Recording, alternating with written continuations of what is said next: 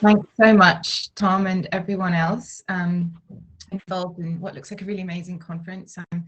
I'm really, really delighted to be here at home, but I mean with you all in some way. So thank you very much. So yeah, today I'm going to address the question of Britain's history, a story of law, race, and empire. It is, I think, appropriately told in this context, a conference bringing together people who read, write, and think about science fiction. This is because Britain's legal history is based on science and fiction, race science and legal fiction. Although law announces itself as a rational and neutral set of measures, it is necessarily based on fiction. What differentiates the violence enacted by law from the violence enacted outside of law is the notion that the enforcement of law is legitimate because it derives from sovereign power. Though proclaiming itself to be a secular state, the sovereign is understood as being of a higher order than those subject to its power. All of this is fantasy, but one that is given form and substance through custom, institutions, legislation, and systems of government. The fantasy on which British and more widely European sovereignty is based is a particular kind of fantasy, a white Christian supremacist fantasy that drove heady white men in particular to traverse oceans and lands to conquer peoples, enslave them, massacre them, and steal their lands and resources, enriching themselves, their families, and descendants to come. In what follows, I will bring together the topics of science and fiction by addressing how race science was at the core of British colonial rule and how a contemporary British border is a legal fiction, but one with very real and violent effects. The border was invented to erase from memory how Britain came to be one of the richest places in the world and to justify its exclusion of those from whom it stole and subjugated. And then it will be up to you all, or up to all of us, to think about this retelling of Britain's history, one which challenges mythological narratives about Britain's history and how it might allow for new imaginings for its future. So British imperial administrations depended on the exploitation of hierarchies based on supposed differences between categories of people. The use of race as an ordering principle played an important part in enabling and justifying colonialism. In order for colonists to conquer entire civilizations, they needed to be known and filed under terms familiar to the colonizer. Anglo-European scholars of the 1800s and 1900s provided the impetus for colonization in their repeated intellectual reductions of entire non-Anglo-European civilizations as readable, translatable, and ultimately understandable as inferior to so-called Western civilization, and therefore eminently conquerable. By contrast, non-Western scholarship until this day remains posited as an inferior generator of culture and knowledge. Prime among criteria for knowing and ordering civilizations in the colonial era was race, which was invoked as an organizational category. The production and signification of the racial in post-Enlightenment era writing depended on the use of tools from science and history. This makes it especially important to ask, as Denise Ferreira da Silva does, how racial subjects are created in order to avoid the reproduction of racial others as already differentially constituted historical beings before their entrance into the modern political spaces where they become subaltern subjects. Race became an ordering principle at a time when imperial formations were competing with nation states for dominance.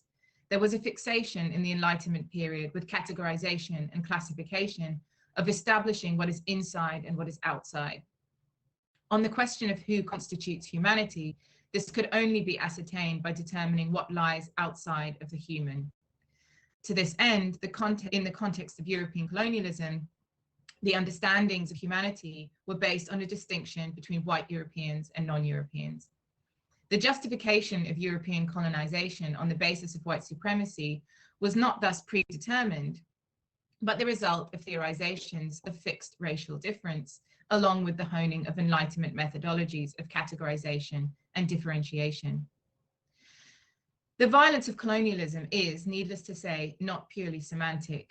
An extreme level of physical threat, force, and brutality was administered to maintain the British Empire. Colonizers have always been aware that despite their claim to have founded a durable order, that order rested on a reversible relation of forces.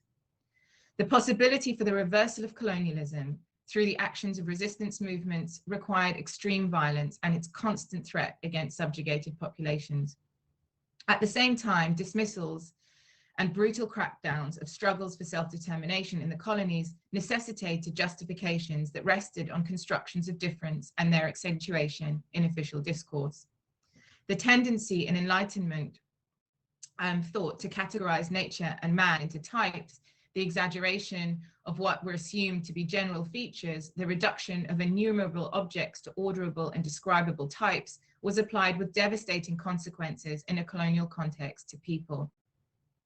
Ideas about racial superiority and inferiority underpinned the division of cultures into civilized and uncivilized and served as normative justifications for conquest. For instance, British colonizers subjugated Aboriginal Australians and Native Americans, constructing them as having failed to socially progress, partly on account of their different relationship to land, and thereby justified colonial intervention, land dispossession, and rule. Within an Anglo-European understanding of linear time, Indigenous people were seen as being primitive and contemptible, inhabiting a bygone era, one which Europeans had transcended. Edward Said thus described sovereign orders as a monstrous chain of command based on divisions of humanity and progress, captured in the words of devotee of the British Empire, Rudyard Kipling, when he wrote, "Mule, horse, elephant, or bullock, he obeys his driver, and the driver his sergeant, and the sergeant his lieutenant, and the lieutenant his captain, and the captain his major, and the major his colonel, and the colonel his brigadier commanding 3 regiments, and the brigadier his general, who obeys the viceroy, who was the servant of the empress." The institution of this order is premised, as Edward Said writes, on a view that divides the world into large general divisions, entities that coexist in a state of tension produced by what is believed to be radical difference. Thus, the history and practice of ordering depends on assumptions and constructions of difference. For Said, the consequences of dividing humanity into clearly different cultures, histories, traditions, societies, and races cannot be survived. There is a specificity to the version of white British supremacy which underpinned British colonialism. Colonists operating at the height of the expansion of British Empire propagated the idea that white British people were supreme over all other people, including other white Europeans who were engaged in their own colonial projects. In 1877, in Confessions of Faith, Cecil Rhodes wrote, "It is our duty to seize every opportunity of acquiring more territory, and we should keep this one idea steadily before our eyes, that more territory simply means more of the Anglo-Saxon race, more of the best, the most human, most honorable race the world possesses. Considering that Britain invaded 90%, 171 of the current 193 members of the United Nations, it is not difficult to imagine the depth of arrogance and political investment of British colonists in the idea of white British supremacy." So how can we think about migration in this context? The ideas and practices of racial ordering that I've discussed are constitutive of contemporary British immigration law. By allocating life and death on the basis of whether or not a person meets the criteria for a legal status, and by preventing those who do not from accessing Britain, law is central to ongoing processes of colonial dispossession. Law is the structure which underpins Britain's self-construction as an enclosed space within which resources and wealth obtained via colonial conquest belong to Britons conceived in large part as white. Law's categorization of people into groups, those with and without a right of entry and stay, makes the latter disproportionately at risk of violence and premature death. Immigration law thus falls within Ruth Wilson Gilmore's definition of racism as the state-sanctioned and/or extra-legal production and exploitation of group-differentiated vulnerability to premature death. This description of racism as structurally produced is helpful for understanding the way in which systems of meaning and control, of which law is one, distribute chances at life and death. It allows us to move away from traditional discrimination law frameworks, which concentrate on locating an individual who can be found to have intentionally discriminated, shifting the focus onto harmful conditions that are experienced across populations that the state targets for abandonment. The effect of law's division of people into groups with differentiated rights is to create hierarchies of people, some of whom have access to territory or to basic resources, a chance at survival, while others do not.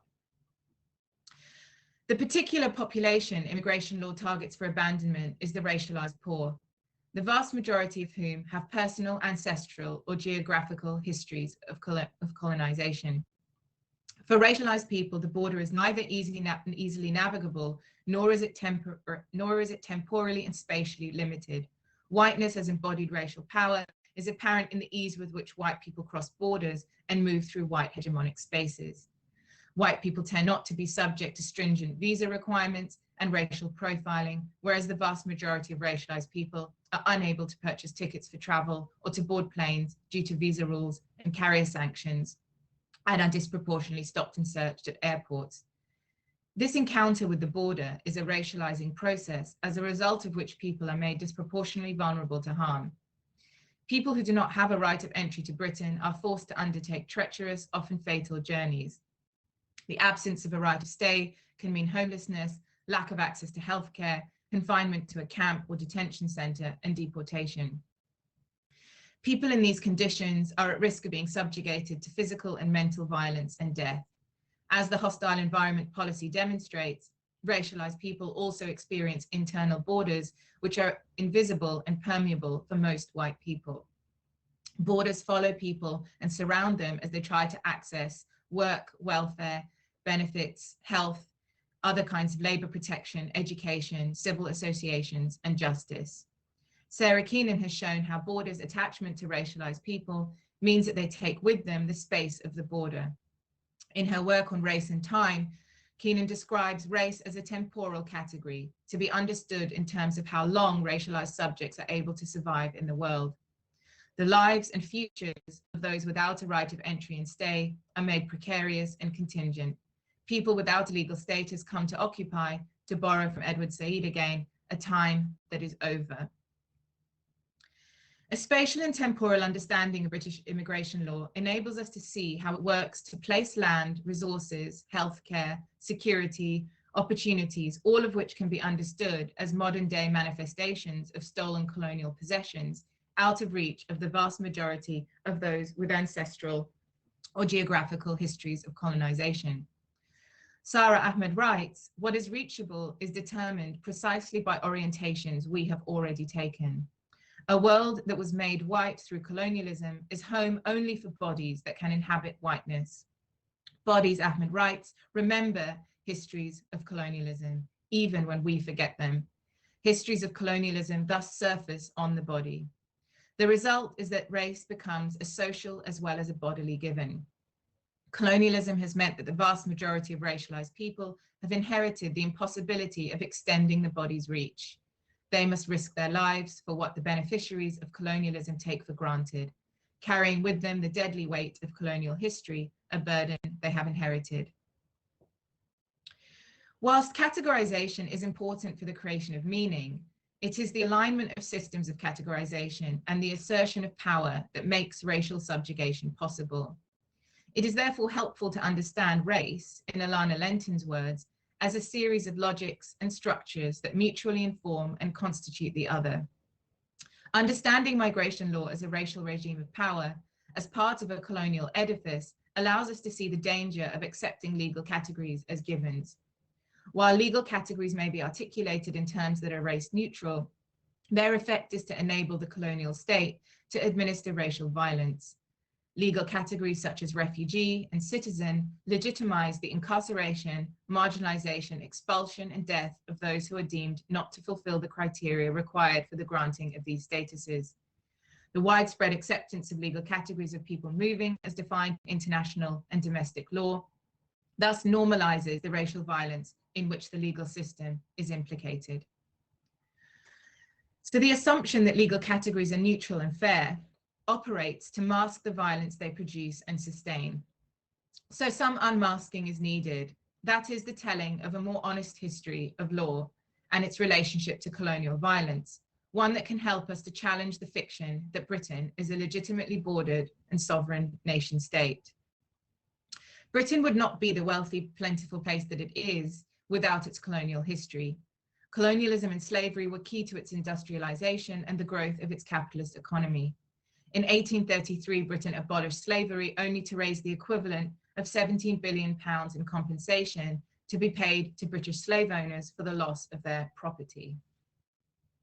The compensation scheme was the largest state-sponsored payout in British history until it was superseded by the bank bailouts of 2008.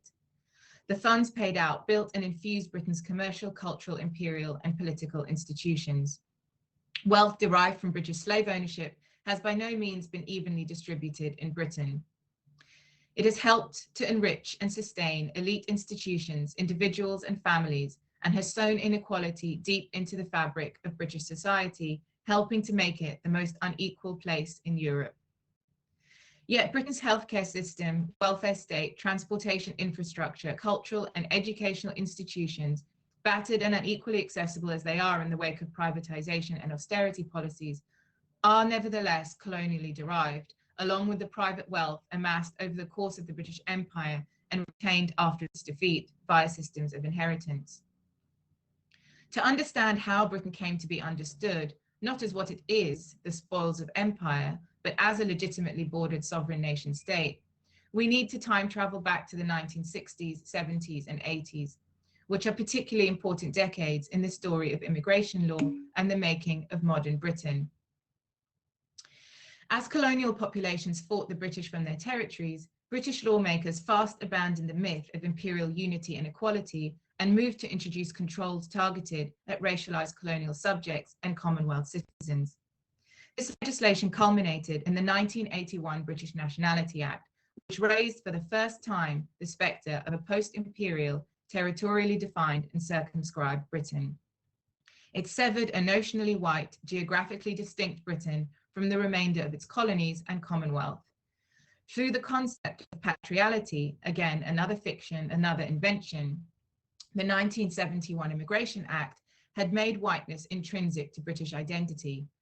Patrials were defined as those born in Britain or with a parent born in Britain. These individuals had a right of abode and therefore a right of entry and stay in Britain. In 1971, a person born in Britain was 98% likely to be white. The 1981 British Nationality Act continued this process of racial exclusion by constructing British citizenship on the foundation of the 1971 Act's concept of patriality, tying citizenship to the right of entry and abode. Conservative Home Secretary at the time, William Whitelaw, said of the Act that it is time to dispose of the lingering notion that Britain is somehow a haven for all those whose countries we used to rule.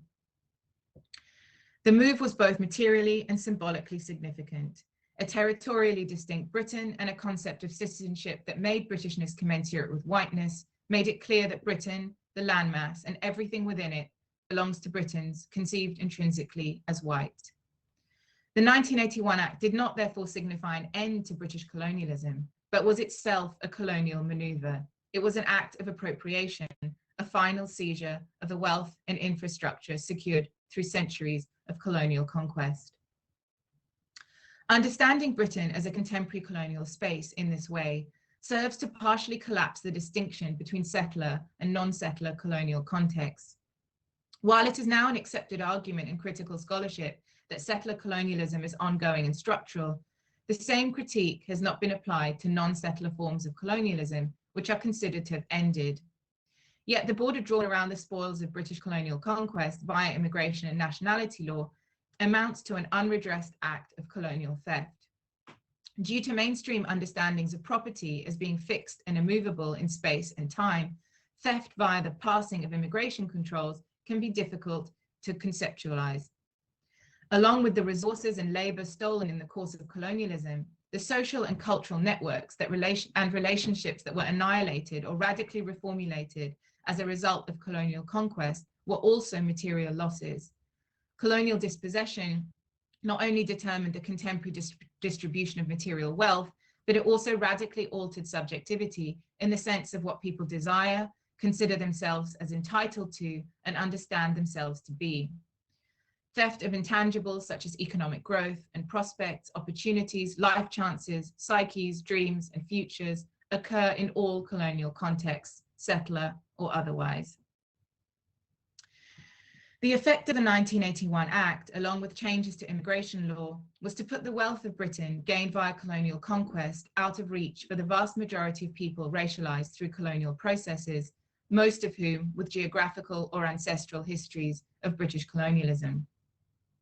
Immigration law not only serves as the means of obstruction of movement, it is also the means through which legal status is granted. While critiques of recognition are well established in settler colonial studies, again, we haven't had this critique made in relation to Britain. Regimes of legal status recognition whereby British authorities determine entitlement to statuses such as citizenship, settlement, or indefinite leave to remain serve to legitimize the claim that colonial wealth as it manifests in Britain belongs behind its borders only to be accessed with permission. Similar to the way in which Indigenous people in Canada and Australia must submit to the rules and evidentiary standards of those colonial legal systems in order to be recognized as having enforceable rights to land, those with ancestral, geographical, and personal histories of British colonialism who wish to access stolen wealth and resources in Britain must submit to the rules and evidentiary standards of immigration law. In this way, a fiction of racial inclusion has been written in to form paths, has been written in the form of paths to legal status recognition, which dole out immigration statuses to select racialized people who can fulfill certain criteria. Such recognition is always on the terms of the colonial state. Meanwhile, the vast majority of racialized people are prevented from accessing Britain and its stolen wealth. The bestowal or extension of British subjecthood or citizenship in its current guise can never be anything other than a colonial act. In the colonial era, British subjecthood was held up as a superior category from which the civilizing benefits of British rule flowed. Yet British colonialism was genocide, mass murder, slavery, dispossession of land, exploitation of labor, theft of resources, all predicated on white British supremacy. Even so-called free British subjects seeking to move to different parts of the British Empire were met with racist immigration laws in places such as Canada and Australia, which heavily influenced Britain's first immigration law passed in 1905. British subjecthood did not therefore protect racialized subjects from the violence of white British supremacy. Its very existence as a legal category was a manifestation of that violence. Whenever it has suited the British government, it has treated its subjects as aliens for legal purposes, evicting them from the scope of legal status and protection with devastating consequences. The effect of the hostile environment policy, for instance, was to deny many of the Windrush generation and their children access to healthcare, housing, employment, and other vital services, and to detain and expel them. So the traditional acceptance of legal categories as defined in international and domestic law in and outside academia has the effect of concealing law's role in producing racialized subject and racial violence. It impedes an understanding of law as racial violence. Take, for example, the category of the refugee, relatively valorized as compared with the irregularized migrant. Individuals falling outside the legal definition of a refugee are often described as illegal, irregular economic migrants and are at risk of removal and denied access to vital services. A decision to deny legal status carries serious, sometimes fatal consequences, and can be a politically expedient move on the part of the government seeking to apportion degrees of belonging, entitlement, and exclusion among populations under its control. Addressing the historical contingency and artificiality of legal categories, the violence in their production, and ongoing material effects allows us to understand how Britain remains colonially and racially configured. It also helps to mitigate against a liberal politics of recognition and opens the way for the development of emancipatory and reparative discourses and strategies for migrant solidarity and racial justice. Legal status doesn't alter the way in which racialized people are cast in white spaces as undeserving guests, outsiders, or intruders, as here today, but always potentially gone tomorrow. Immigration is immigration law is, after all, the prop used to teach white British citizens that what Britain plundered from its colonies is theirs and theirs alone. Immigration law is not, therefore, the seemingly harsh but fair mode through which the deserving are separated from the undeserving. Instead, it is a crucial mechanism for ensuring that colonial wealth remains out of the hands of those from whom it was stolen. Racialized people in Britain, whether categorized as citizens, migrants, refugees, or asylum seekers, are habitually understood as having come from somewhere else. Britain's post-colonial articulation of its borders and national identity has driven the assumption that anyone who is not white could not be from Britain. Manifestations of this assumption are heard daily across Britain, whether in the form of the subtly disguised racist question, "Where do you come from originally?" or the avowed racist slur, "Go back to where you came from." In 2013, Theresa May's Home Office plastered the decree, "Go home or face arrest," on vans commissioned to drive around London in areas where racialized people live. Leave, which became the designation for the campaign for Britain's withdrawal from the European Union, began to take on a double meaning, embodying the go home dictum as a rejection of anyone deemed to be a migrant. Meanwhile, people considered not to have a legal right to remain in Britain are expelled to places that are not home.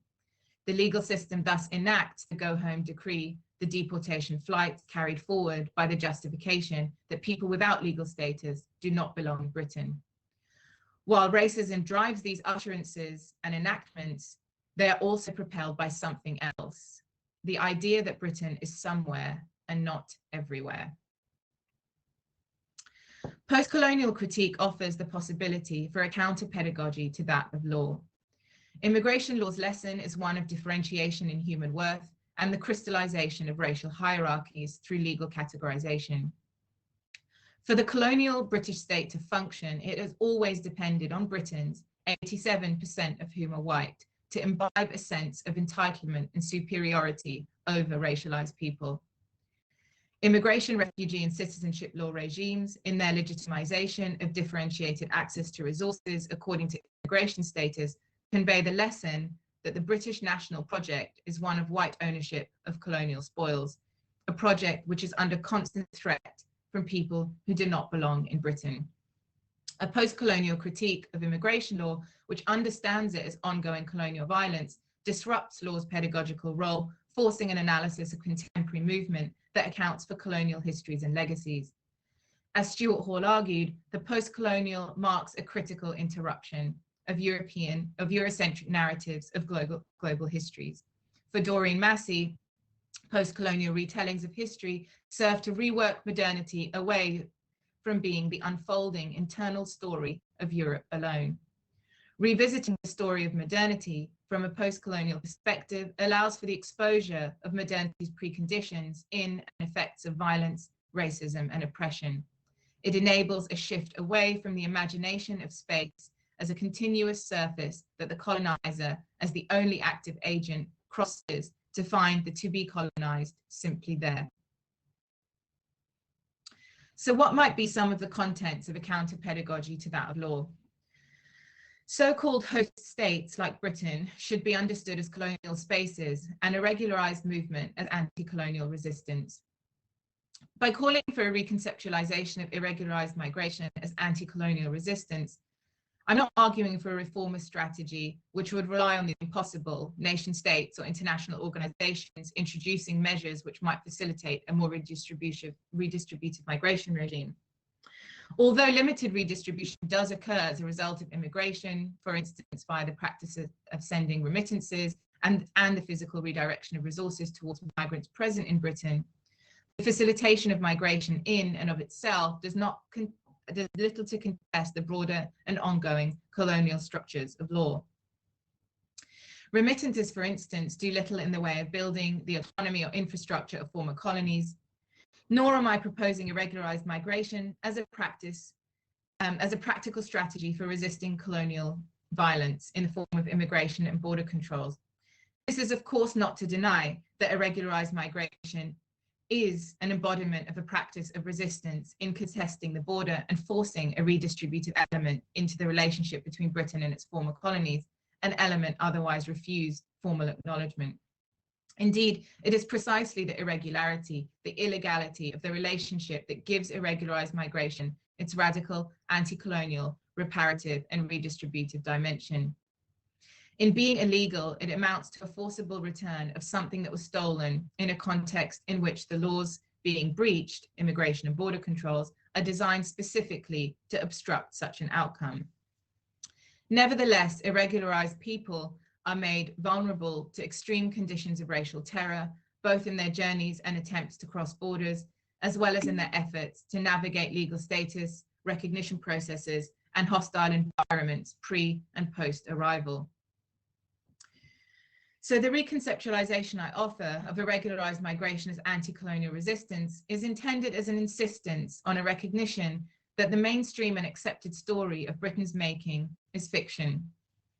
This story serves to justify the violence and injustice of Britain's contemporary border regime. Rather than being seen as rightfully at the mercy of legal status recognition processes, racialized people must be both understood and understand themselves as being collectively entitled to reclamation of wealth accumulated by colonial dispossession. There is an urgent need for a politics of migrant solidarity and racial justice in colonial contexts which resists that of state recognition. Such a politics, in the words of Bell Hooks, would require that we stop being so preoccupied with looking to that other for recognition. Instead, we should be recognizing ourselves and then seeking to make contact with all those who would engage us in a constructive manner. As scholars and activists, we must acknowledge the connections between historical and ongoing racial projects of capitalist accumulation and contemporary migratory movements, and question former colonial powers' claims to legitimate and defensible sovereign borders, policed and reproduced through immigration, asylum, and nationality law. Much legal scholarship is implicated in propagating an ahistorical discourse which fails to address the role of immigration and refugee law in their work to sustain structures and concurrent discourse which enable and legitimize conditions of racial violence. Understanding how Britain came to be one of the wealthiest places in the world and how immigration law is deployed to exclude from its national project those at whose expense Britain was built is an important step towards formulating internationalist, anti-imperialist racial justice strategies. Colonial subjects dispossessed of resources and then of access to Britain were intrinsic to its making. As George Orwell wrote in 1939, the overwhelming bulk of the British proletariat does not live in Britain, but in Asia and Africa. He described the British Empire as nothing but a mechanism for exploiting cheap coloured labour. Aditya Mukherjee has shown how at the heart of colonialism lay surplus appropriation from the colony to the metropolis. In the case of India, unrequited transfers whereby the colony paid for the exports of its own products to Britain served as a massive and protracted drain on the Indian economy, while simultaneously contributing to Britain's economic sustenance and growth, of course, a pattern repeated across all Britain's colonies. The fact that colonized populations grew and sustained the British economy is juxtaposed with the habitual official denial that Britain owes anything to those it enslaved and colonized. This erasure manifests in part through the refusal to engage in processes which would see Britain pay reparations to colonized nations. In 2015, then Prime Minister David Cameron, on a visit to Jamaica, refused to apologize or engage on the question of payment of reparations for Britain's role in transatlantic slavery, preferring instead to, in his words, move on from this painful legacy and continue to build for the future. The specific future building Cameron was interested in was the £25 million British aid-funded prison to which people with Jamaican nationality convicted of criminal offences in Britain could be sent to serve out their sentences. Although this project was not implemented, Britain has contributed such a prison building project in Nigeria, another of its former colonies. The presence in Britain of racialized people from countries with histories of colonization has the effect of challenging and troubling white supremacist structures. Sarah Keenan has noted that the way in which significant political potential can come when particular bodies that do not belong according to dominant networks of belonging nonetheless remain in that place.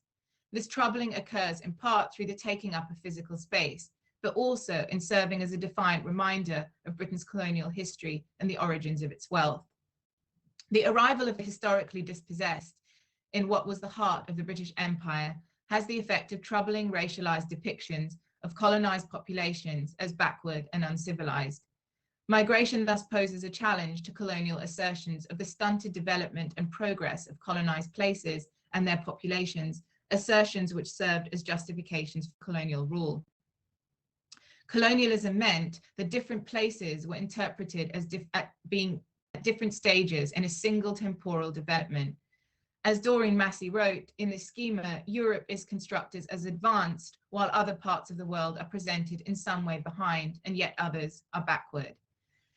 In this way, places come to be denied their coeval existence. Massey thus argued that the arrival in Britain of people constructed as being from the past in British imperial narratives meant that distance was suddenly eradicated, both spatially and temporally. Migration was thereby an assertion of coevals. In this sense, coevalness is a powerful assertion of presence in the here and now by people colonial processes have relegated to the past.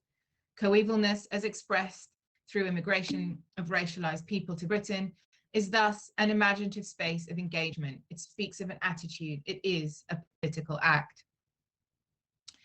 To conclude, the Imperial Vanishing Act, performed by changes to immigration and nationality laws in the 1960s, 70s, and 80s, cast Britain's imperial history into the shadows. The British Empire, about which most Britons know little, can be remembered fondly as a moment of past glory, as a gift once given to the world. The erasure has been so complete that Conservative MP Liam Fox could declare in 2016 that the United Kingdom is one of the few countries in the European Union that does not need to bury its 20th century history. And in 2019, the British government could take umbrage at the European Union's perfectly accurate description of Gibraltar in a legal document as being a British colony. In announcing itself as post-colonial, Britain cut itself off symbolically and physically from its colonies and the Commonwealth, taking with it what it had plundered. While Britain may appear to be an island, in fact, it remains everywhere. The British Empire's legacies of racism, slavery, labor exploitation, land dispossession, bordering, and plunder are to this day felt viscerally across the world. It is only with the confinement of British colonialism to the past that its former subjects, whether categorized today as citizens, migrants, refugees, or asylum seekers, can be understood to have come from somewhere else. If Britain is acknowledged as being everywhere, its colonial legacy still reaching like tentacles across the world, then Britain is where we are from. In this way, the dictum, go home, becomes paradoxically, subversively, an invitation to stay. Thank you.